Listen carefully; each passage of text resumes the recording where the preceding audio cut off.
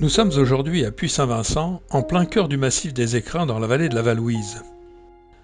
Après s'être appelé Puy-Saint-Romain du nom de la première chapelle construite, le village devient Puy-Saint-Vincent au XVe siècle en l'honneur de Vincent Ferrier, frère dominicain venu combattre l'hérésie vaudoise dans la vallée de la Valouise.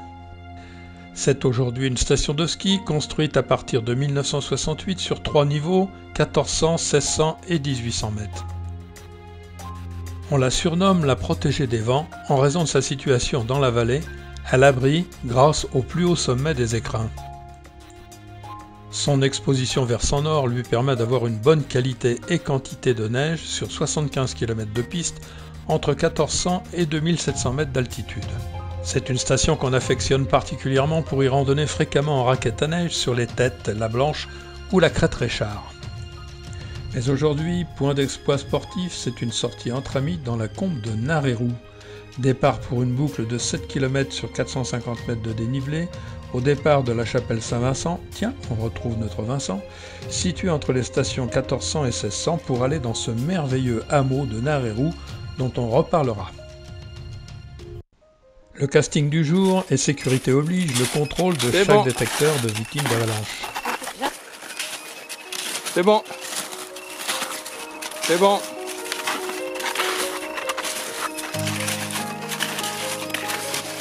C'est bon.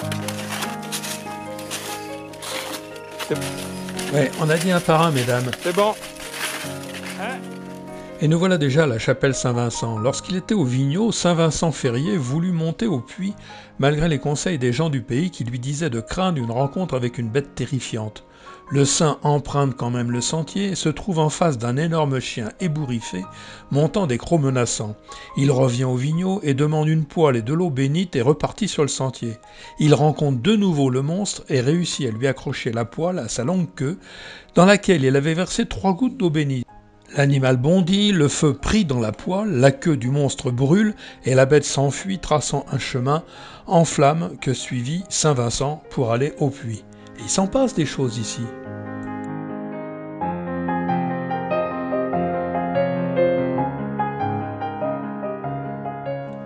L'eau est omniprésente dans le vallon. C'était un peu le château d'eau depuis Saint-Vincent. Au fil des millénaires, un glacier aujourd'hui disparu ainsi que le torrent de Narérou ont entaillé une profonde vallée. Ne se situant pas sur le versant de Narérou, Puy-Saint-Vincent ne pouvait bénéficier naturellement de cette formidable réserve d'eau. Les habitants ont alors creusé à flanc de versant des canaux d'irrigation détournant et acheminant la précieuse eau jusqu'aux cultures du village. Nous longeons ces canaux.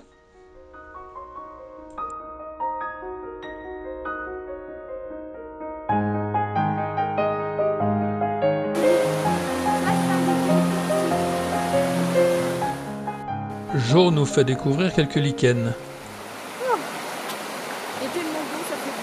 Tu peux faire des teintures avec. Ouais. Mais il est toxique. Tu te touches avec tes mains, il faut te laver les mains. Et c'est la laitarie du renard. Voilà. Et donc avant ils s'en servaient pour mettre dans des petites boulettes et puis enfoncer le renard.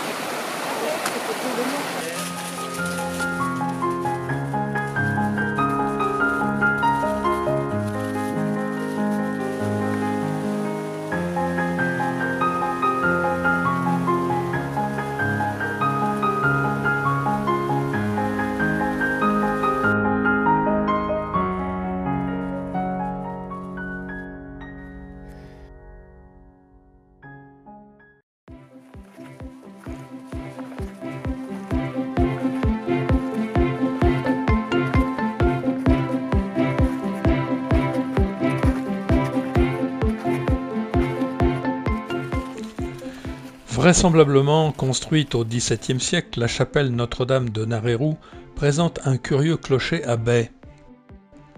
Sa restauration en 1997 est une réussite avec de nouvelles peintures murales, mais dans l'esprit des églises et chapelles du XVe siècle. On y voit Sainte-Catherine, Saint-Étienne, Saint-Antoine l'Ermite et Sainte-Lucie qui entourent l'archange Saint-Michel.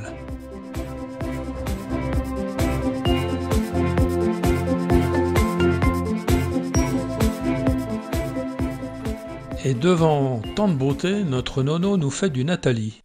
Et tout au fond du Val surgissent des montagnes blanches qui semblent infranchissables dans toute leur blancheur. Nous sommes émerveillés par toutes ces splendeurs d'une nature généreuse où notre bonheur s'épanche. Pas mal. Nous sommes au hameau de Narérou, d'une beauté sauvage, malheureusement privée de soleil à cette période de l'année.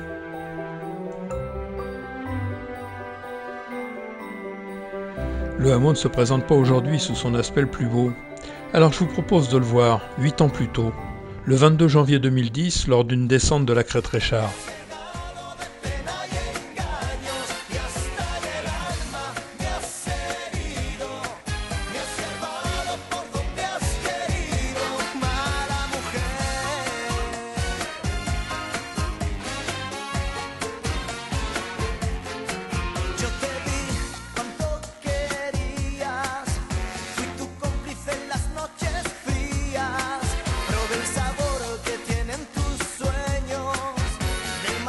Et alors, il est pas merveilleux ce hameau sous la neige?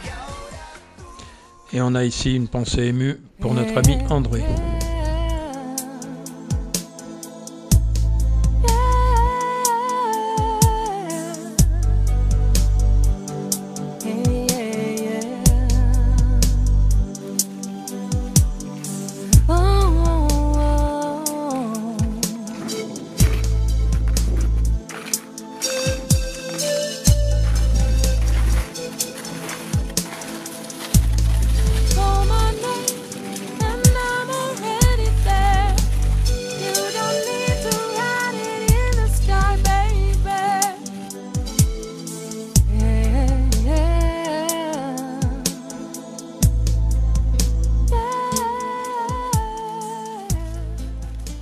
Que vous avez déjà vu des crottes de Dahu?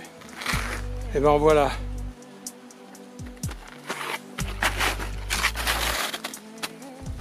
Vous connaissez tous évidemment cet animal adapté au déplacement dans les pentes, mi-bouquetin, mi-chamois, qui a les pattes plus courtes d'un côté que de l'autre et incapable de faire demi-tour en montagne. C'est assez rare d'en voir dans cette région.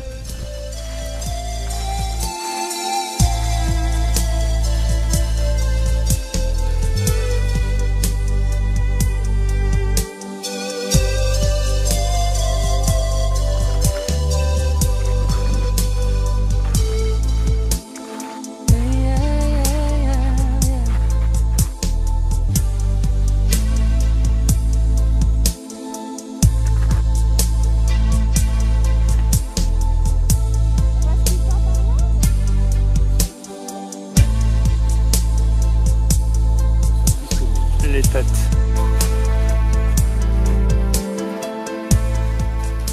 Nous voilà sur la piste de la Balme.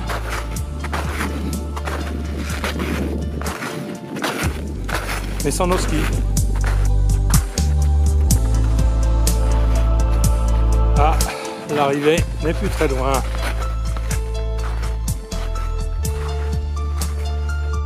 Bon, et bien l'arrivée est toute proche.